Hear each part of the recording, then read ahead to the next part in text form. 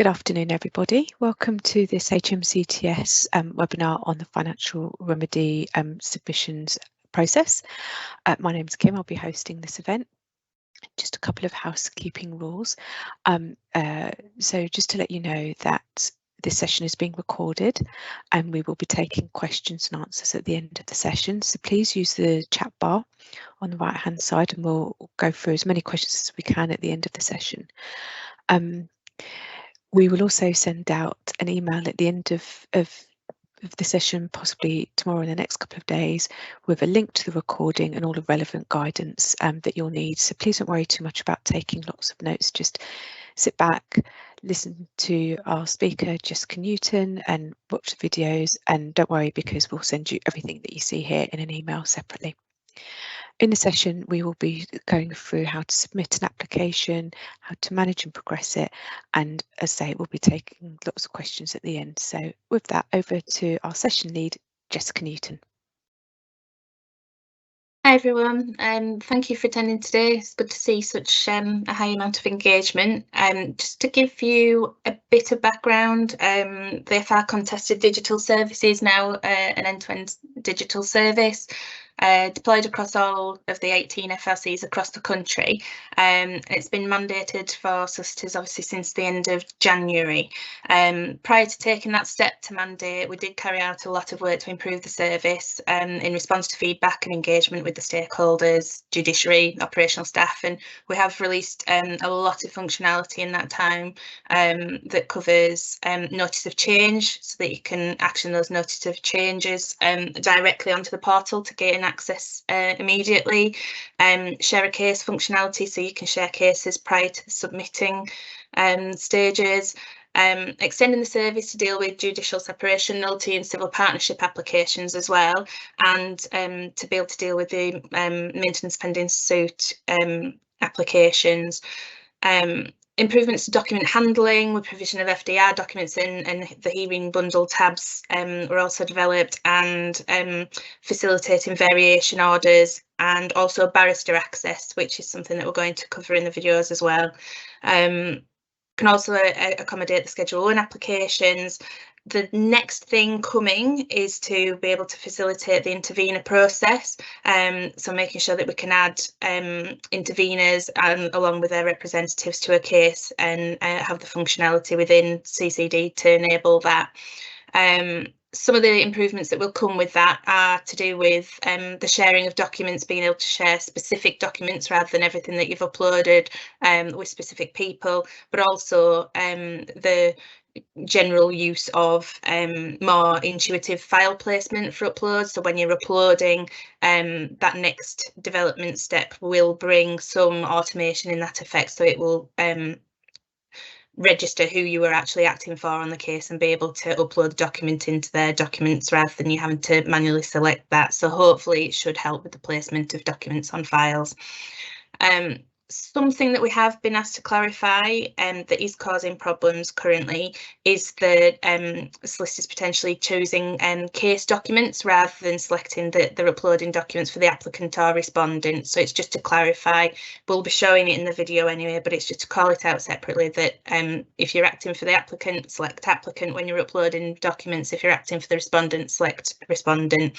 Usually the case documents is just for the correspondence and things that staff would upload. So we have a few pre-recorded videos that we'll show. These are all on YouTube as well, so we'll be able to share the links with you so you can find those after this event, as Kim noted. We're also continually improving the guidance around how you're uploading, how you're managing a case online, how you're issuing cases. So we'll send a link to the guidance that we've got online for you all as well there, so it's easy for you to find. But yeah, we'll go straight into looking to play the videos, and the first one is on barrister access. I'll hand over to Mark, who's going to play those videos. Thank you.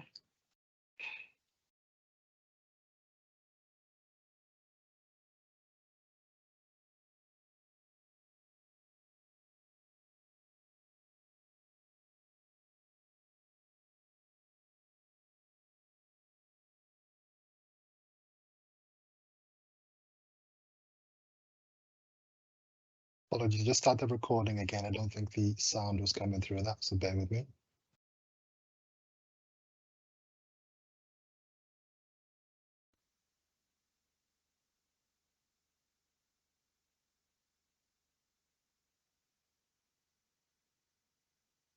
The instructing solicitor is able to add the barrister onto the case. Once added, the barrister is able to access the case files and is able to upload any documents or lodge orders following hearings. If the barrister is instructed directly by the client, so if the barrister is a direct access barrister, the barrister has to notify their local financial remedy court, who are then able to add the barrister onto the case for them to be able to access the case files.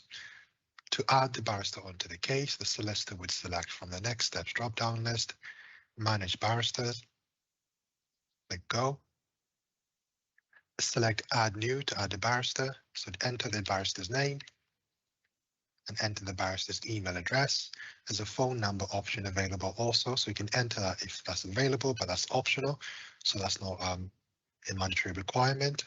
You can then search for the organization that the barrister is registered to, so you can search for the chambers. You can either search by typing in the chamber's name, or you can search by the chamber's address, so put in the chamber's postcode. Again, it's much easier to search by the postcode because the search only brings up chambers within that particular postcode area. If you search by the chamber name, you'll have a much larger search result because the system looks at any chambers with a similar or with any shared names or similar names. So if you search using the postcode, and the options will come up underneath there. So once the appropriate chambers is identified, click on select, and our chambers will be added to the case there. So click continue to progress to the next page. Click continue.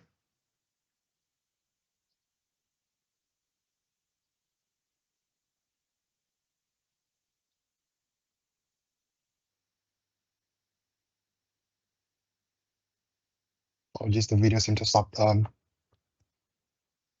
abruptly there. So once you've done that, the barrister will be given access to that case. They'll be able to log in and will be able to view all the documents on the case, as well as being able to upload documents and upload any orders following hearings. So the barrister will have the same access to the case as a solicitor would do, so they'll be able to carry out all relevant actions as required. We'll move on to the next video, which goes through creating a case and talks through the required process of how that happens. So we'll go through that video.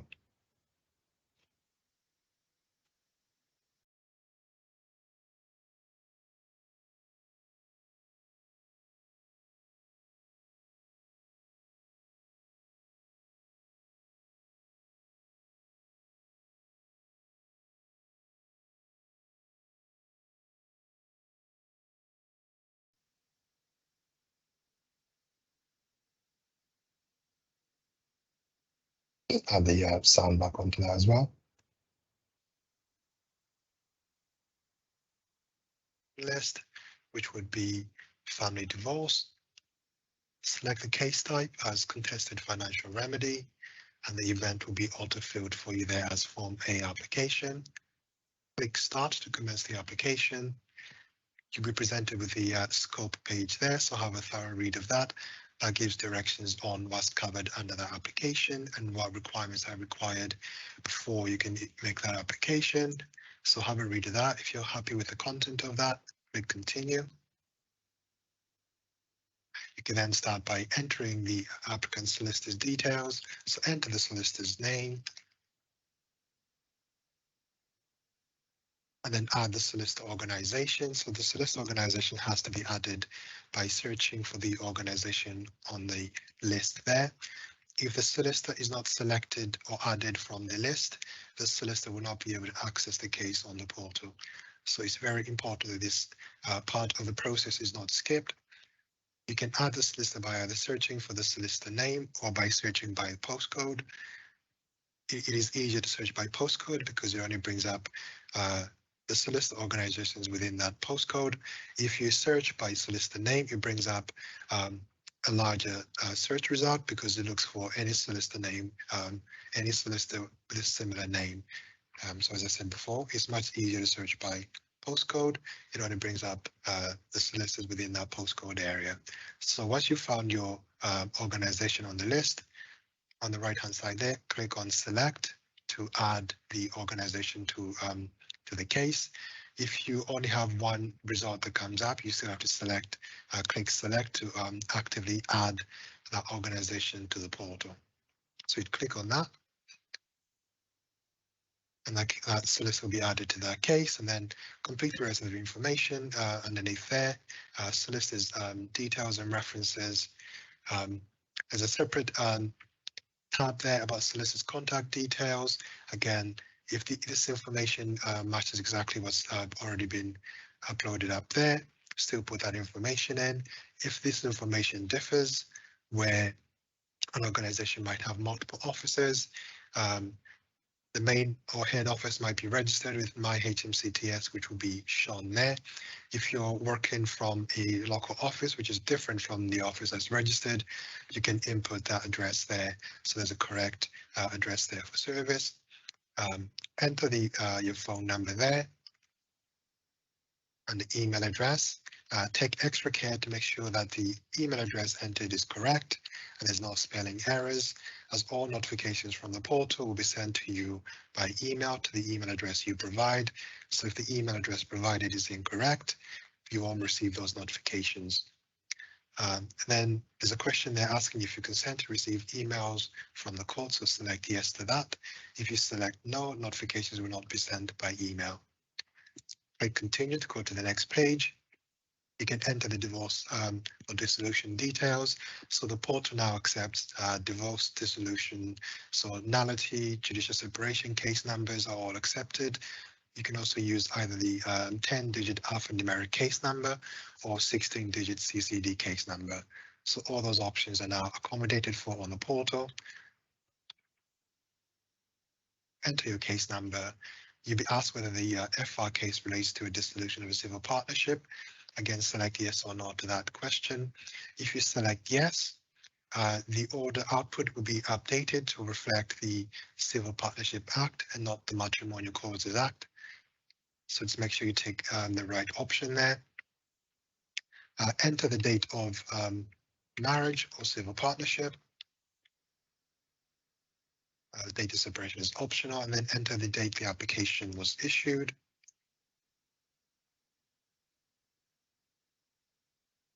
The name of the court where the divorce application was issued, and at what stage the application is reached. So if you click on the drop-down list, there's three options there: application issued, final order, or decree nisi. So select the relevant option from the list there. Take into account the new naming list, convention, which is for under the new divorce law. So we now have the petition referred to as application, the decree nisi is now called a conditional order, and the decree absolute is a final order. So if we select application issued, you can then upload a copy of that application as evidence. The same thing if you selected conditional order or final order, you have to upload a copy of that order to the portal.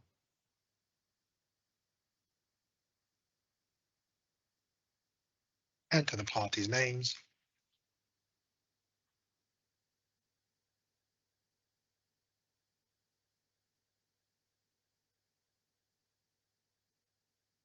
You'll be asked if the respondent is represented or not. So if they are not represented, you select no.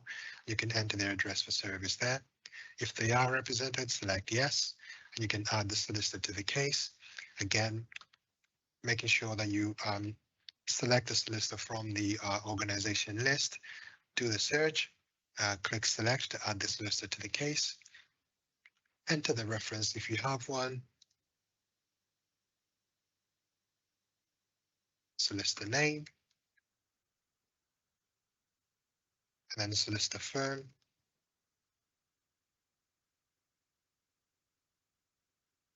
And again, as we said with the applicant solicitor, you have to add the address in there twice, just in case this does differ from the the office that's been registered. So select the relevant address there and enter the email address.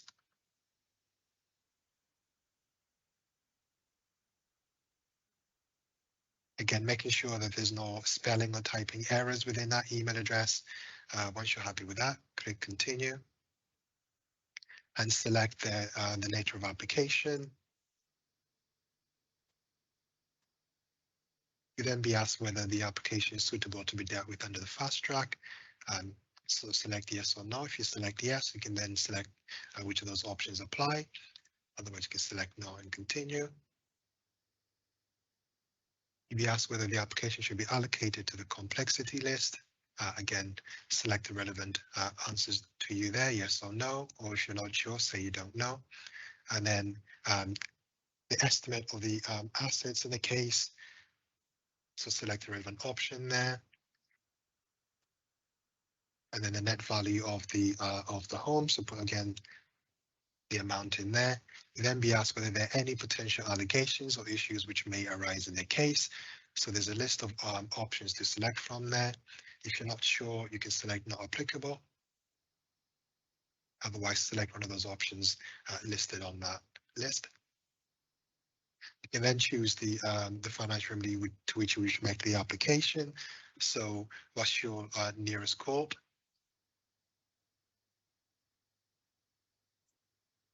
Just pause for a second and just to reiterate, if you wish your application to be referred to the High Court, there is an option for High Court available at this point, but please do not select this option. The case has to go to your local financial remedy court in the first instance for an allocating judge to then refer the application to the High Court. So please make sure you're selecting local court in the first instance, and then the case will be allocated to the High Court by the court.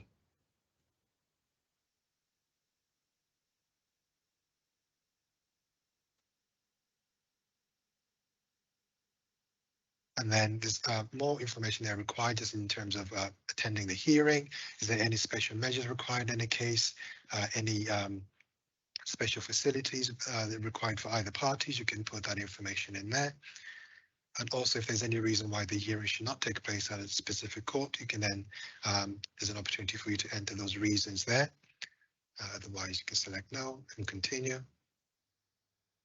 You then be asked to enter the MyAM information. So if you've attended MyAM, you'd select yes. Continue, you can enter your MyAM information there.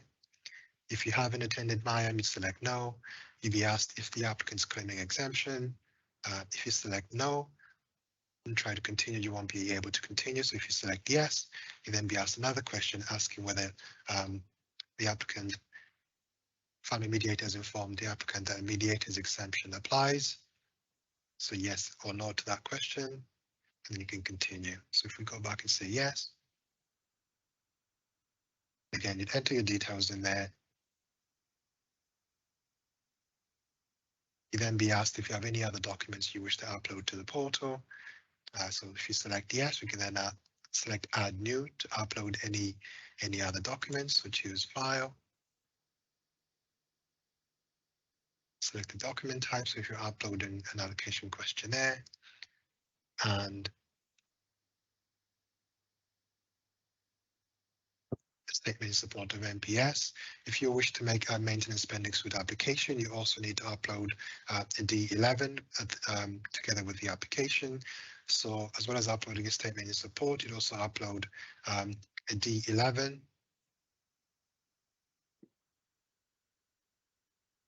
Just to show that you do intend to apply to proceed with applying for a maintenance spending suit. Click continue. You'll be shown your FRC information there. If you wish to contact the FRC, click continue, and then all your answers will be played back to you. So at that point, you can review your answers, make sure you've entered all the correct information. If you're happy with all the information that's been entered there, click submit, and the application will be submitted. So once you've done that, the application is actually moves into application drafted. You can then select an option to process the payments. You can pay by PBA or by help with fees. You can enter that information from the next steps drop down, there'll be an option to do that. We will now move on to once the application has been lodged, the respondent is also added to the case. So the respondent does not have immediate access to that case. We'll go through how the respondent then gains access to that case. In your case list, check that you've been added to the case correctly by liaising with the FRC. If you have been added to the case and the case is not appearing on your list there, it might be that the case is still awaiting to be assigned to you from your organization's unassigned case list. When solicitors are added to a case, it's the organization that's added, it's not the specific solicitor. So the case will first appear in the organization's case list, and each organization will have a case access administrator who is then able to assign that case to the specific fee earner. So if a case is not appearing in your case list, please contact your case access administrator. They will log on to the Manage Organization portal, and they can view the cases by clicking on the unassigned case option there on the right hand side. They can then filter to the correct case type, and any cases awaiting to be listed will be displayed to be assigned, so will be displayed in that tab there. So find the correct one that needs to be assigned to you, and they can assign that by clicking on the case on the left hand side, then going on share a case, searching for the party's email address, the relevant fee earner's email address, select add,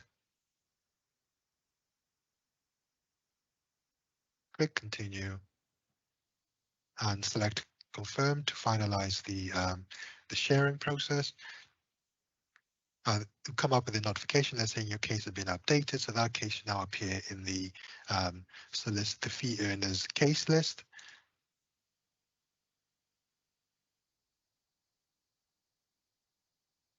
You can assign multiple cases to multiple people at one time. For example, we can assign all those cases, we can share those cases to one solicitor or more solicitors if we needed to. Select add, they'll be added to those cases, click continue and confirm. Those cases will be shared with the relevant solicitors. So that is how you add share a case to the fee earner. Once that's been done, the case will then appear in the relevant fee earner's case list.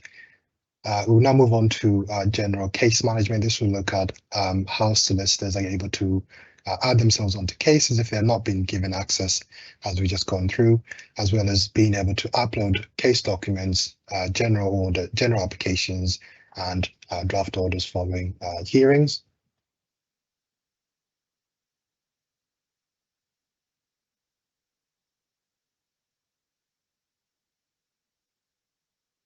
When a solicitor is added to a case, the case will be referred to the case access manager, who will then assign that case to the respective fee earner. Once the case has been assigned to the fee earner, that case will appear in the case list as displayed here. You can access the case by clicking on the hyperlink on the case reference detail there, and that will open up in a new tab. If you wish to share the case with anyone else within your organization, you can do so by clicking on the left-hand side and selecting share case.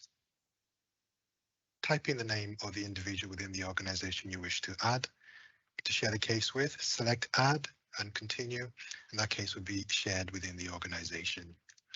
If you receive notification of a case that you are instructed on but are not able to access the case because you have not been added correctly, you are able to onboard yourself to the case using notice of change. So you can add yourself to the case, you'll be able to view the case that way.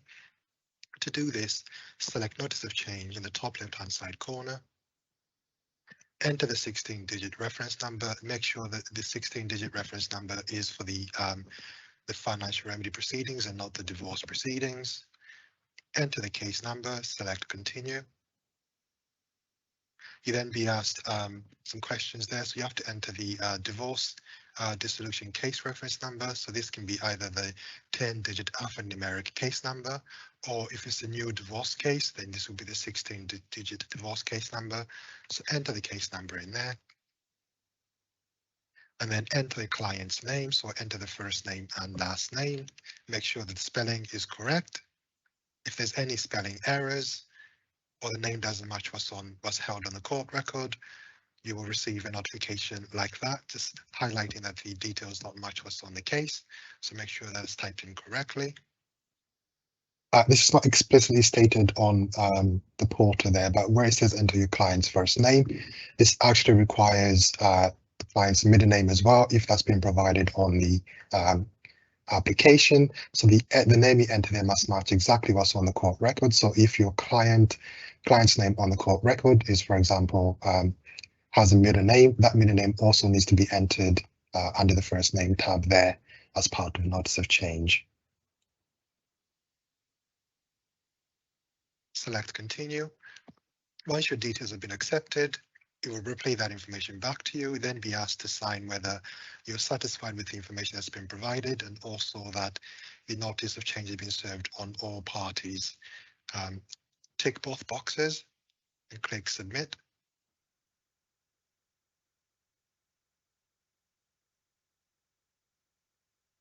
Once you've done that, you receive a notification saying that the notice of change has been successful. Once the notice of change has been accepted, you'll be able to access the case instantly. So at the bottom there's an option to view the case, or if you wish to return back to your case list, you can do so. But if you wish to start working on the case, you can click on that option there. And that will take you into the case. You'll be able to view the case documents in there. So you can see the case documents and any other orders on the case, you can view them there.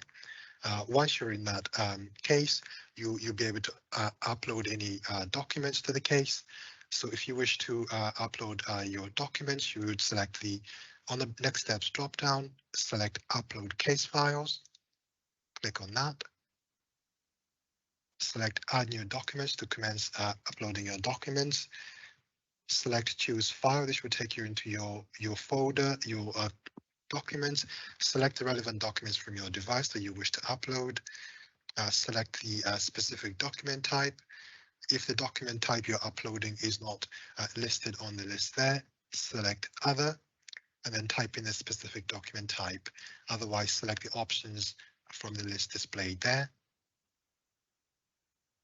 Enter the hearing date that those documents relate to.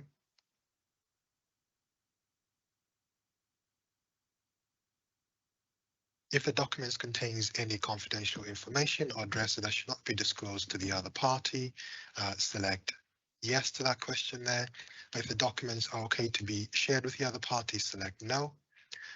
If the documents still contain confidential information and you select yes, when you come to share the documents, if they are confidential, you won't be able to share them with the other side. All documents uploaded are not instantly viewable by the other party. So if you have not exchanged documents, you can still upload them to the portal. And then once those documents have been exchanged, you will then be able to share them with the other side, which we'll go through very shortly.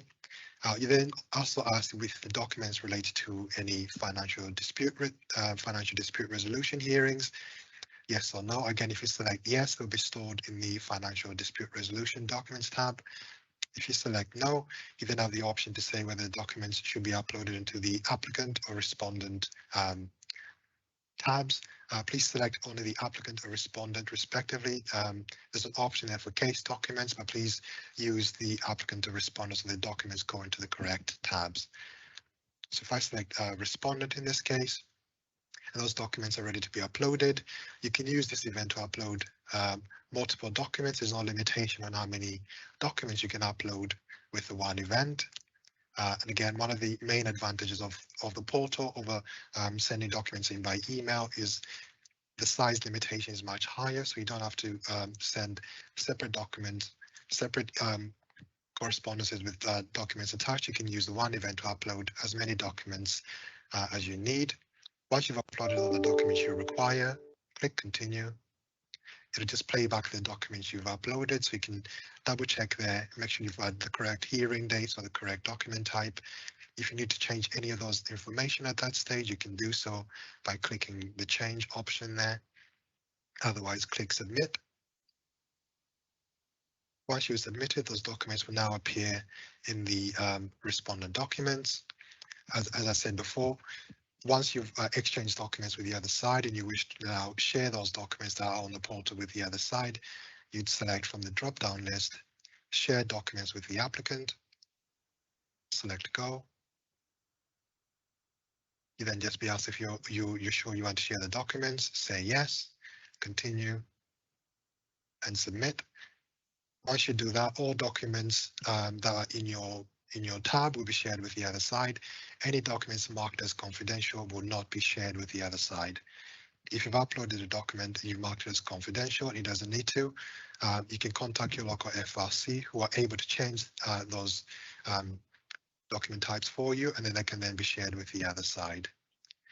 The solicitor is also able to upload copies of the bundle, so you can do that by selecting Manage Hearing Bundles, click Go, select Add New, enter the hearing date,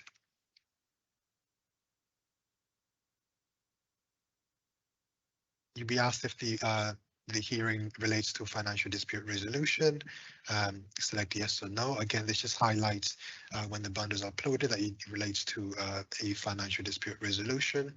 Once you've entered the relevant date there, select Add New to upload your bundle.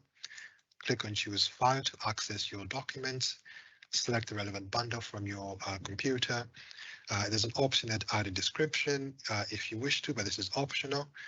So you can add hearing type if necessary, click continue and submit. The bundle will now be showed in a hearing bundle tab. So if we go in there, we can see that the bundle is being displayed there. That can be viewed by all parties as soon as it's lodged to the portal. If you wish to update the bundle, you can do so again by selecting Manage Hearing Bundles. This will show the information you've already entered. If you have an updated bundle, again, you select Choose File. And you can replace the existing bundle with your new updated bundle. Continue, submit. If a bundle has been uploaded to the wrong case or it's the wrong bundle, solicitors now have the ability to remove bundles from the case. Again, only the party who's uploaded the bundle is able to remove the bundle. For example, the respondent solicitor is not able to remove a bundle that's been uploaded by the applicant and vice versa. So again, select Manage Hearing Bundles, click Go. It'll display the bundle that's existing there, select Remove, and the bundle has been removed, so continue and submit. And then if we go back into the hearing bundle tab, we can see that that bundle has been removed from the case. So this just adds an extra layer of security for any confidential documents that might be lodged. Solicitors are also able to create general applications if they wish to make any applications to the court within proceedings, if they wish to adjourn hearings or request an extension of time or have any consent orders that do not relate to the conclusion of the case. You can use the general application process. You can select Create General Application. And if there are any existing general applications on the case, they'll be displayed there. So don't make any updates to the bundles displayed, to the general application displayed there. Instead, click Add New.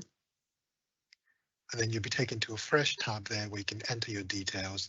So select where you are in relation to the case, whether the application is requiring a hearing. If you select yes, you'll be required to enter the time estimate or any special measures required in the case. If not, select no, and then upload copies of your D11 and a copy of your consent order. And if you have any other supporting documents, you can also upload them there. So select Add New under Upload Supporting Documents, choose File, attach the document, click Continue and submit.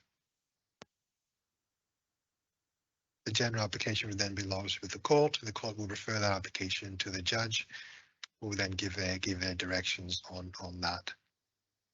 There's currently no option on the portal for you to pay for any interim applications or any general applications or consent orders lodged on the portal. So payment will have to be made or authorized outside of the portal. So what we say is that once the application's been lodged, you can either upload a document confirming how you wish to pay for the application. You can contact the court directly to ensure that payment is taken for that application. If you wish to make a consent order, this is also available, but the ability to lodge a consent order is only available to the applicant's solicitor. We'll go through the consent order process next. Again, that's in the next video, so I will load that video up and we'll go through that part of the process.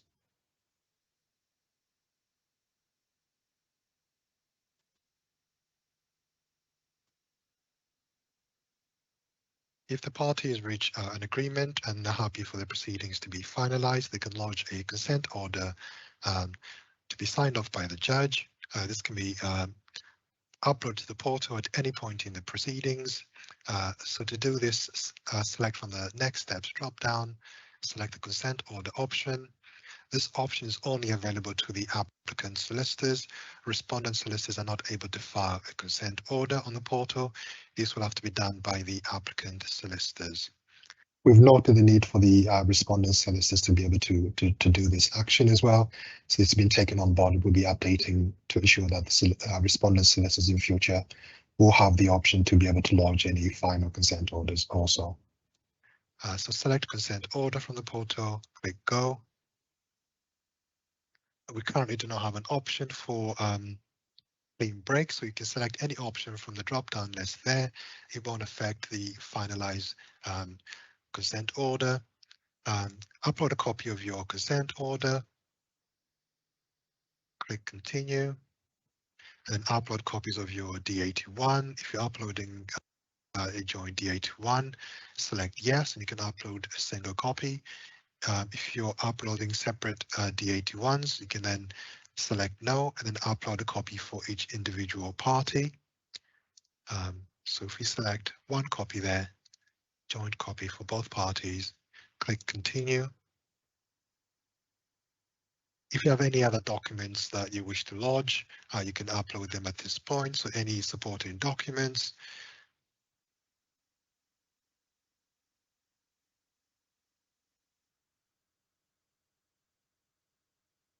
Any pension documents can also be lodged at that point. Click continue. You'll be displayed information there about which court you've been assigned to. So you have details of contact details there for that court. Click continue. And then the final page there will just display your responses, information you've entered back to you. So check that carefully before you continue. If you're happy with all the information displayed there, click submit to finalize your application. That application will then be referred to the judge.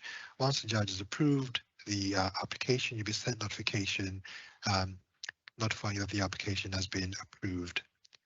If the judge does not approve the application, you'll be sent an order, a general order highlighting why, and then you can make the necessary amendments.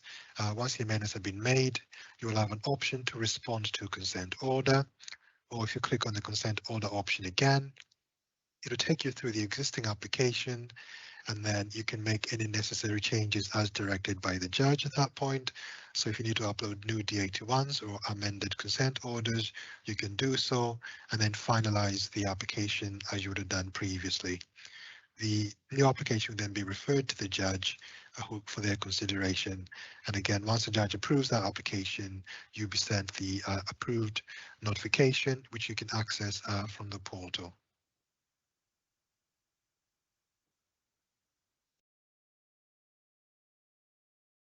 And that concludes all the videos recordings that we had this afternoon. I think we'll be going through some questions now. Kim, don't know if you have any questions lined up. Yeah, we've had a few. I think we've answered quite a few in the chat bar, so hopefully people have found that really helpful to kind of have their questions answered in real time. but some of them I think are probably quite general issues that others may have faced, so we'll cover some of those again verbally, and guys, please keep your questions coming. So let's start with one around Form A's. Can a Form A for the High Court be issued via HMCTS? So yes, we can. As I think we showed on the video, you can you should select your local court when you're issuing, and then the court will actually refer it on and get it moved into the High Court. So you just make the application as you usually would and send to your local court. It will be escalated up actually by staff within the court and judiciary. So there's nothing that you need to do any differently there other than explain the reasons and declare that as you're making your application. Thanks, Jess. Someone's got quite a specific system issue, and they're saying that sometimes when they go to upload a document, there's a list of documents above that they've previously filed, and it looks as if they're about to be uploaded again. So the writer wants to know why she can't remove them, and if they upload the new document, does that post all of the ones above it a second time, or is it just kind of a glitch or a feature of the system? It's go on, Mark, I'll let you. Yeah. So the reason for this is because they've probably selected, either them or the other party have selected case instead of applicant or respondent. So the documents, the right option has not been selected. To remedy that, either contact your local financial remedy court or email us at HMCTS Financial Remedy at justice.gov.uk. We can correct that, but the main issue is because the wrong option has been selected by one of the solicitors, which causes the previously uploaded documents to come up again. The documents won't be able to be successfully uploaded until the issue has been rectified, which can be easily rectified either by ourselves or by the your local FRC, but you simply have to notify them of the issue. Brilliant. Thanks, Mark. And what I would say is in the chat bar, I mentioned that we'll be emailing out with the link to the video and to guidance. What we'll also do is include the email that Mark mentioned so that you can contact the team, but please know that they can only help you with quite specific service issues. They can't advise on specific cases. Just in follow up to that question as well, we do have the ability to, with the interveners release that is coming, end of June, start July, that work will hopefully automate the detection of who's uploading the documents. So there is an improvement there on its way, just to it'll remove the need for you to select who you are when uploading. It should automatically detect who you are acting for on the case. So there is an improvement coming in that respect. But yeah, currently, if you can make sure you just select applicant or respondent, depending on who you're acting for when you're uploading those documents, that'll prevent any problems. Great, thanks, Jess. Someone's asked if there is a way of prompting or chasing up a CO, I'm not too sure what CO stands for, uploaded following an agreement outside of a hearing. This person has several cases where a CO lodged some months ago and is still waiting. CO is consent order, I believe they'll be referring to. The way to follow up if you want a response from the court is still by email, but you shouldn't have to be chasing that. If you can, it might be worth us having a look at an example just to find out what the delay might be. Usually it would be dealt with relatively quickly. So if you have a few cases and you want to send it through to us, we can pick it up and just see if there is an issue anywhere. But yeah, you should be able to just make your application online using the consent order in the next step drop down, and then it'll be done automatically. It'll be picked up by staff in there when they're filtering for work. Sometimes people have uploaded documents like orders as documents on cases, and that won't trigger a response from staff. They won't be able to locate that. So if you are uploading it as a document, that's where it might be going wrong. If you're filing a consent order that's going to finalise the proceedings, you need to be using the consent order option in the next step drop down. Any other draft orders, even if they're not draft directions orders, should be used, should be uploaded using the upload or draft order. We realise there is some wording on there saying directions, which has thrown a few people off, but please do still use that functionality for any other orders that isn't the final full consent order that you're applying for, and that will get referred to judiciary to approve and sign off. So that's upload draft order to be used for every order that's agreed after a hearing, anything like that should be done through that route. If you're uploading an order that is part of an application, then you do that through the general application route. Okay, thanks, Jess. I think quite a simple, hopefully, one for you. Could you explain how to assign a solicitor to a divorce application that's been started by a litigant in person on the portal, please? Notice of change does work differently for the divorce service, and I think you have to file a notice of acting with the court and then they'll manually add you to the case. There's not the automated notice of change that you can activate on divorces yet. However, that is something that I know they're wanting to introduce, but there is a difference in the systems and how they work between financial remedy and the divorce system. And another one that I think might be quite a regular question is it possible to delete draft applications? I believe this is coming as a functionality, but as yet, no.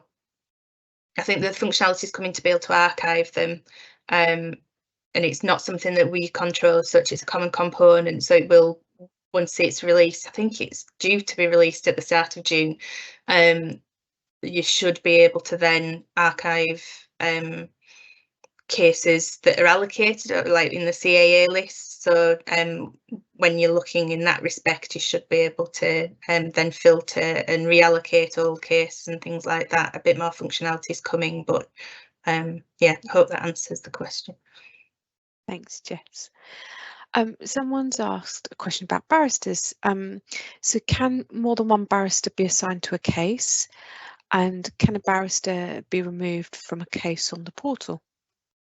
Yes, so the solicitor is able to add more than one barrister to a case. So I think the video unfortunately cut out before we got to that part of it, but the solicitor has the ability to add a barrister as well as remove a barrister. So if there's any change in counsel representation, the solicitor is able to either add an additional barrister on or remove any barristers already added to the case. So yes. Brilliant, thank you. So this person has asked or mentioned that they are newly acting respondents. If we are newly acting respondent and someone has already put the financial remedy information on the case, how do they input the new details? So they should be able to action notice of change themselves to gain access to that case, so long as they have the full financial remedy case number, the divorce number and the name of their client. They should be able to use notice of change to gain access straight away. If they struggle with that, then yeah, please reach out, and the court can also update contact details, but the first step would be for them to activate notice of change, because that should be working well for everybody. Okay, so it's got some more complex questions now, so we're going to try and tackle a couple of those. We've got another 10 minutes or so left.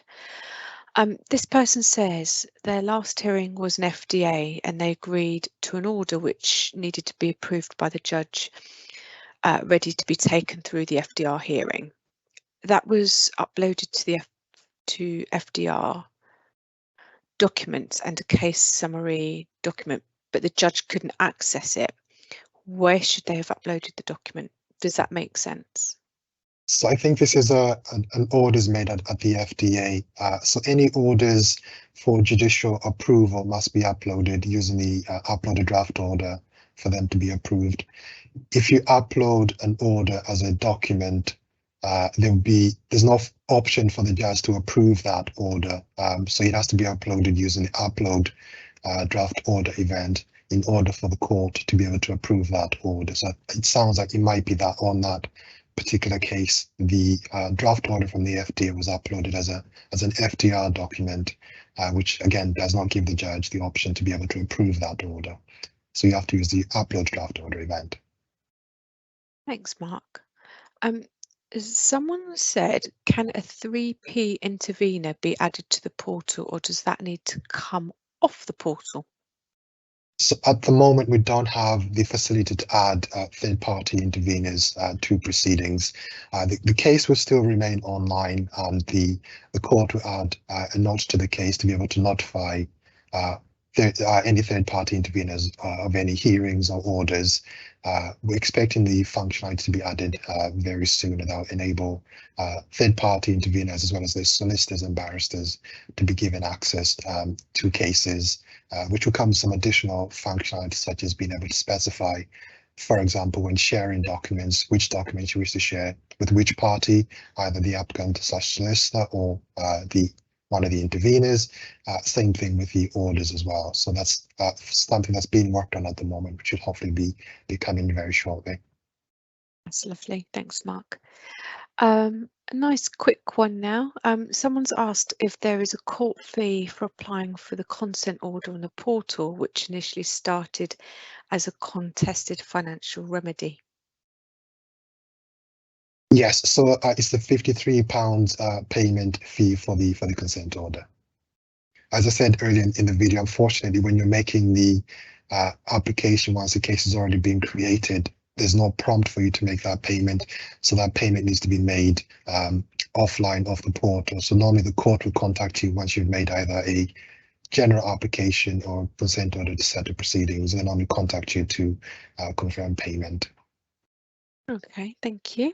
And again, a sort of process-based question. Someone's asked if there's a way to ensure they've been notified when an order or a listing is posted on the portal. They explained that they've had a couple of occasions where they sort of checked online by chance and found a hearing listed. So is there a way for them to be notified? Is there anything we can advise there? Usually, I mean, the functionality is there that when someone actually lists the case, the hearing notices will go to either party. There should be an email notification that goes to the solicitor who's added to the case with their email that's added to the case, to tell them to check the portal because there's been an update.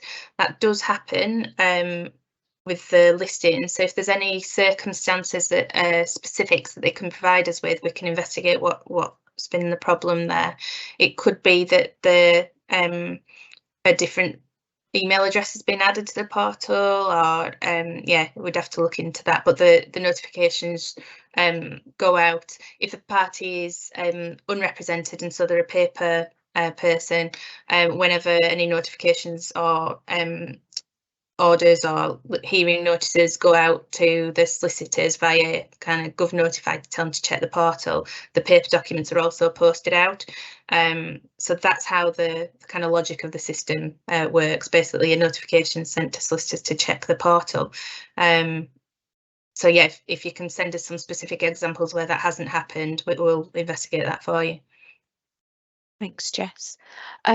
Another one about the portal. This person says if their client decides to act as a litigant in person and a notice of acting in person is required to take them off the court record, should that be submitted through the portal or by email?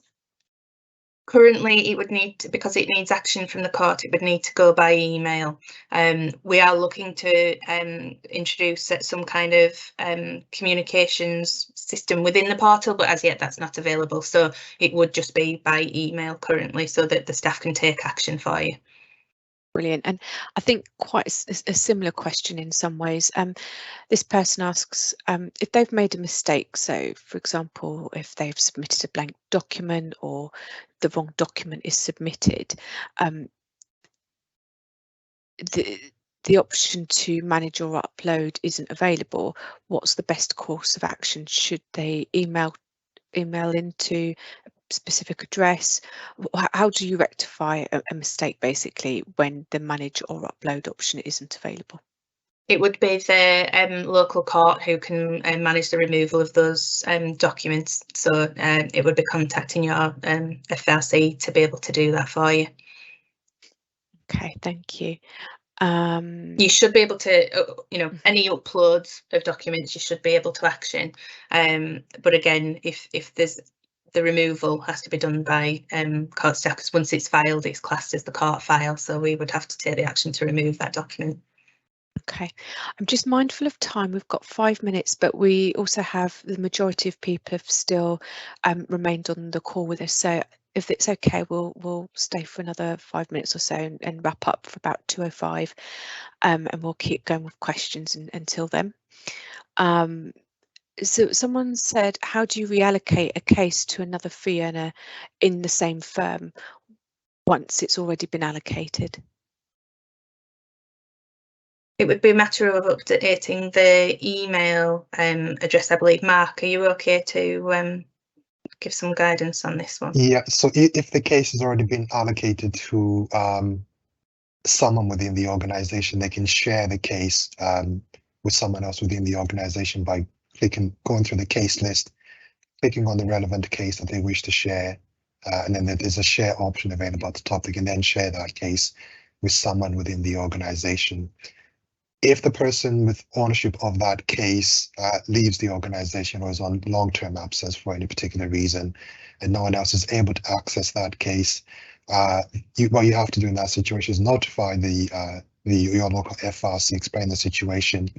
They will remove your organization from the case because the court are not able to give specific access to specific solicitors.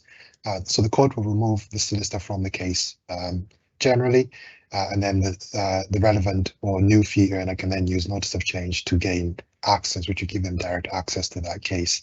The Common Components team are working on extended access for the case access administrator, which will enable them to be able to see all cases, not just cases waiting to be assigned. This will allow them to deal with any cases and situations where the fee earner, the person with access to the case, is unavailable. The case access administrator will be able to see the relevant cases, reassign them as appropriate. But at the moment, if the case is not being shared with anyone else, the solicitors have to be removed for them to re-add themselves onto the case. Thanks, Mark. Let's have a look. So someone's asked, as the respondent solicitor in a contested FR case, how can you ensure the applicant solicitor adds you to the portal to ensure that you have access to it? I don't know that you can ensure that they do it. I suppose that's really dependent on the applicant's solicitors, just making sure that they issue that correctly. If you've not been given access, again, you can gain access by using notice of change. But again, just to emphasize for any applicant solicitors is that if you don't add the respondent solicitor's organization policy, they won't be able to access the case. Just to reiterate that point, that is how they gain access. But I don't know that there's anything we can do to ensure that the applicant solicitors are doing that. Obviously, we can encourage them to do so, but I don't think there's anything we can do from our end to ensure that that is done.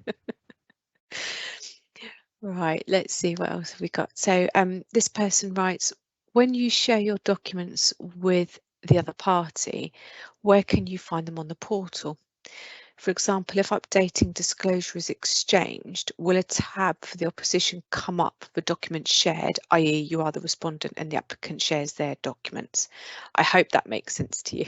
It does, yes. So when you share documents, the documents move from, I suppose they don't move, they are duplicated into a new tab called Shared Documents, which is visible to both parties. So the applicant and respondent tabs are only visible to the respective parties, i.e. the applicant can view the applicant documents only, and the respondent can view the respondent documents only. But any shared documents get moved into the Shared Documents tab, which is visible to both parties, so they can access the documents from the Shared Documents tab. Thanks, Mark. Let's see, I think we've got hopefully a quick yes/no question for you now. This person says, if you share the case with another fee earner, will the other fee earner get the notifications as well? They won't get the notifications. The notifications will only go to the email address that the court has on the record. So only one person's email address is able to be added. So only one person will receive the notification. Okay. Let's see. Someone asks, on a consent order where the applicant is a litigant in person, what does the respondent solicitor have to do if the consent order can only be submitted by the applicant's solicitor? So if this is a consent order within contested proceedings, the respondent solicitor can email the application to the local FRC, who will be able to create the consent order on the portal for them. If it's a consent order, which is a fully consented, starting out as a consent order without any previous contested proceedings, the application can be sent to the bulk scanning team, who can create the application on the portal. But for contested proceedings, simply forward the application to your local FRC, who will create the application, lodge the application on your behalf. Thanks, Mark. Let's see. Right. So someone has asked, when uploading a Form E statement, should it be uploaded as an FDR document or just an applicant respondent document? If you're uploading a Form E, you should use an upload case file function, and there's an option on the document type for Form E. So I would advise that you use that as that kind of the document type basically determines how the documents are stored and displayed in layout. So it's easier if you select from the options available in the drop-down list. Thanks, Mark. I think someone's come back with a comment on one of your previous answers, and they say, so what do we do if that fee earner leaves, i.e. how do we change the email address that the notifications get sent to? So I guess if only one person can have that email and they leave the firm, what do we then do? Simply notify the FRC. They can update. We can then update the email address on the court record, and then that will then redirect the notifications to the relevant solicitor. Brilliant. Right, so really interesting question, not one I've come across for FR before. Is there a way to stop post being sent and getting notifications as email only? This firm are respondents and always get orders and notices by paper, but because they're totally electronic, they shred everything, so that seems a bit of a waste. Is there a way to adjust notifications? So if you're on the case as a solicitor, as a digital solicitor, you should be receiving all notifications by email. So you shouldn't be receiving anything by post. I think we've had a few instances where that has happened. It's been looked into, but in theory, all the notifications and correspondence from the court, with the exception of general applications, you should receive all the notifications in email format. Again, we are looking into those instances where notifications have gone out by post rather than email. Thanks, Mark. I think we're going to make this the last question. I'm conscious that there are quite a few questions left, so when I send out an email wrapping everything up with links to guidance, links to the videos, the team's email address will be included in that. So if you have specific service questions, I'm sure we'll help where we can, but we won't be able to help or advise on specific cases as such. So we're going to end with this question, which is, how can you file a consent order following a hearing without a D81 as the agreement was reached at the hearing? So if the consent order is agreed at a hearing, you should use the draft order option. I think the naming of the different events doesn't quite sit with some of the I think the naming convention that perhaps the solicitors are used to, which we're looking into to update that, so that's more familiar with what solicitors are used to. But any orders made from a hearing, whether this is a final order or any FTAs, FTR orders, please use the draft order option for the judge to then be able to approve that order. The consent order option is only for any consent agreements that have been reached by parties outside of court and then need that judicial approval. That's brilliant, Mark. Thank you. I think we are going to call it, unless Jessica, you've seen any questions in the Q&A that you specifically want to call out now. No, that's fine. I think we've covered most of the kind of ones that are coming up as regular ones. Again, if anybody has anything that specific that they want to send through to us, we will share the email address with you all after this event. It's the HMCTS Financial Remedy at justice.gov.uk email address that our team monitors, so we'll be able to support you there. But yeah, no, happy with the questions we've covered so far. Thank you. That's brilliant. So thanks everyone for joining us. We hope you found the session useful. I think the number of people joining and staying for the entire event perhaps indicates that there's a lot of interest in this. So thank you everybody for taking the time out, and we'll wrap up there. Thanks a lot. Thank you, everybody. Thank you.